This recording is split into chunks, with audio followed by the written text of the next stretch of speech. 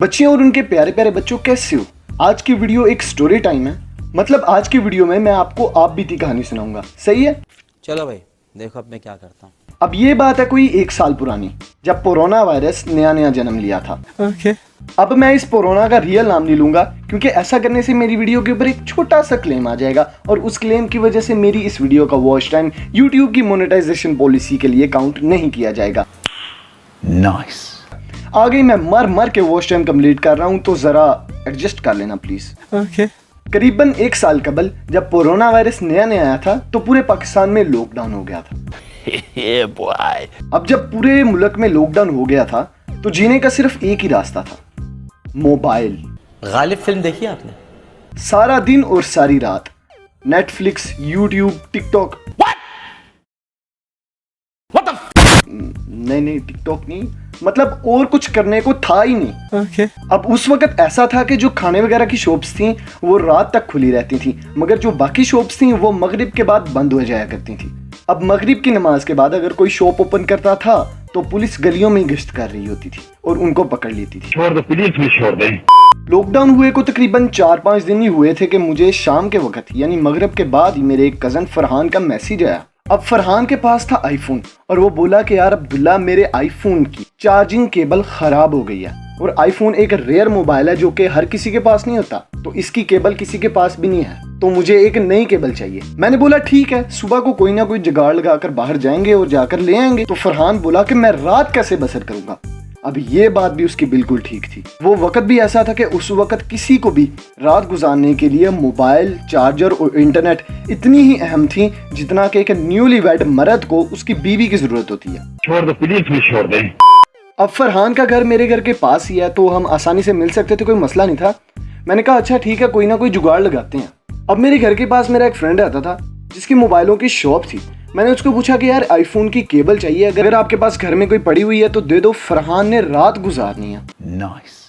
अब वो बोला कि यार असी भी गरीब बंदे हैं, साडे को आईफोन नहीं है, आईफोन की केबल शॉप में ही पड़ी हुई है। जाहिर सी बात है कि अगर बंदे के यूज में हो तो ही घर रखेगा ना केबल। अब प्लस पॉइंट यहाँ पे ये था कि उसकी शॉप भी घर के पास ही थी, तो मैंने उसको बोला कि यार जाके थोड़ी देर के लिए शॉप ओपन करके हमें वहां से केबल निकाल कर दे दे, आपका बहुत भला होगा। वो मान गया। मैं शॉप पर गया, हमने शॉप को ओपन किया। इतने में उसका एक और दोस्त आ गया जिसको भी चार्जर चाहिए था। अब जिसकी शॉप थी उसका नाम था शवाल और जो उसका दोस्त आया था उसका नाम था आसिम। शवाल ने कहा कि मैं शॉप के बाहर ही रुकता हूँ और पुलिस का ध्यान रखता हूँ। उसने अपने बड़े भाई शहरोज को हमारे साथ शॉप के अंदर भेज दिया ताकि वो हमें हमारा चार्जर दे दे।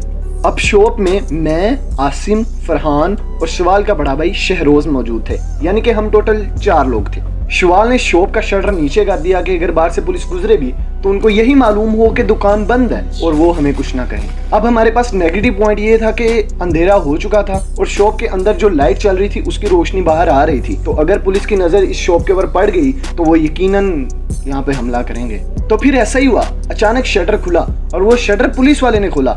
पुलिस वाले ने हमें देखकर कहा, तू यार गाते सुनना उड़ा आना यार, उड़ा आना, उड़ा कान कर। अब मैं आराम से जाकर उनकी गाड़ी में बैठ गया क्योंकि मुझे पता था कि और कोई रास्ता तो है नहीं।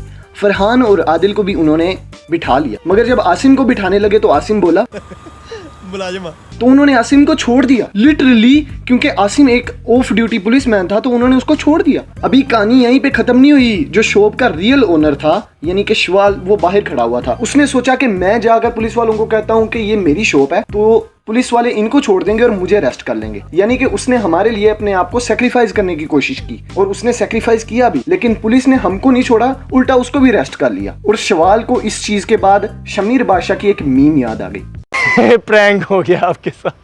अब वो लोग हमको थाने लेकर जा रहे थे। मेरे पास प्लस पॉइंट्स ये थे कि घर वालों तक बात नहीं पहुंची थी, और तो और फरहान के अबू भी गवर्नमेंट ऑफिसर थे, शवाल और शहरोज के अबू भी रिटायर्ड आर्मी ऑफिसर थे। मतलब अगर वो हमको थाने ले भी जाते तो हमने मिनटों में बाहर आ जाना था। तो इन सारे प्लस पॉइंट्स को लेकर मैं वहाँ चिल बैठा हुआ था, लेकिन फरहान की फट रही थी क्योंकि फरहान के पास नेगेटिव पॉइंट ये था कि उसका मोबाइल शॉप के अंदर ही रह गया था। फरहान भी लाइक मेरा आईफोन, और शवाल और शहरोज पुलिसमैन के तरले कर रहे थे कि प्लीज छोड़ दो हमें, छोड़ दो प्लीज, छोड़ दें। फरहान ऐसा बंदा नहीं था कि वो सॉरी करता, मगर आईफोन के पीछे तो लोग बुंडे मरवा लेते हैं, ये तो सिर्फ सॉरी करना था।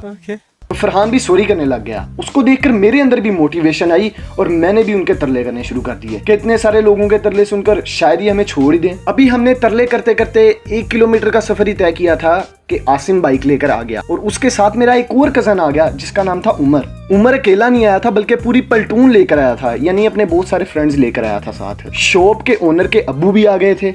जब मैंने ये देखा कि उमर आया है तो मुझे पता लग गया कि भाई अब तो लोड़े लग गए, मतलब घर तक बात पहुंच चुकी है।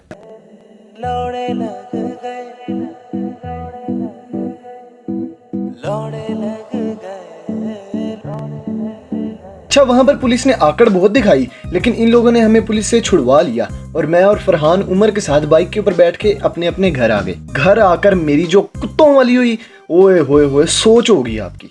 अब यहाँ पे प्लस पॉइंट ये था कि मुझे मामा ने डांटा था, पापा ने नहीं, क्योंकि अगर पापा डांटते तो सिर्फ डांट नहीं थी पड़नी। खैर सब कुछ ठीक हो गया, मैंने खाना वगैरह खाया और लेट गया। लेकिन रात को 11 बजे यानी मेरे वापस आने के तकरीबन 3 घंटे बाद पापा को पापा के किसी दोस्त की कॉल आई और पापा के दोस्त पापा को कह रहे हैं कि हम काफी देर से थाने के अंदर ढूंढ रहे हैं लेकिन हमें अब्दुल्ला नामी कोई शख्स यहाँ पे मिल नहीं रहा। मतलब जब पापा तक खबर पहुंची थी कि अब्दुल्ला को अरेस्ट कर लिया गया है तो उन्होंने अपने दोस्तों को कॉल्स वगैरह कर दी, लेकिन अरेस्ट होने के मैं तकरीबन 20-25 मिनट बाद घर वापस आ गया था। और जब मैं घर वापस आया तो आई थिंक पापा मुझे देखकर खुश हुए कि घर वापस आ गया और उन्होंने किसी को कहा हुआ है कि अब्दुल्ला को छुड़वा के लाना है, वो ये चीज भूल चुके थे। ये बात फिर मैंने फरहान को भी बताई, वो भी कहता चलो जी।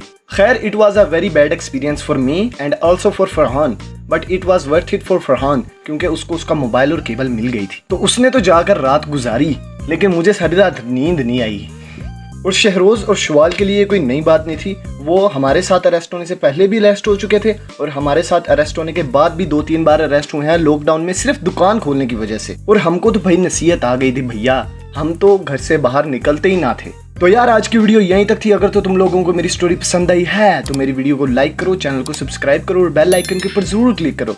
तो मिलते हैं तुम लोगों से अगली वीडियो में, तब तक के लिए गुड बाय।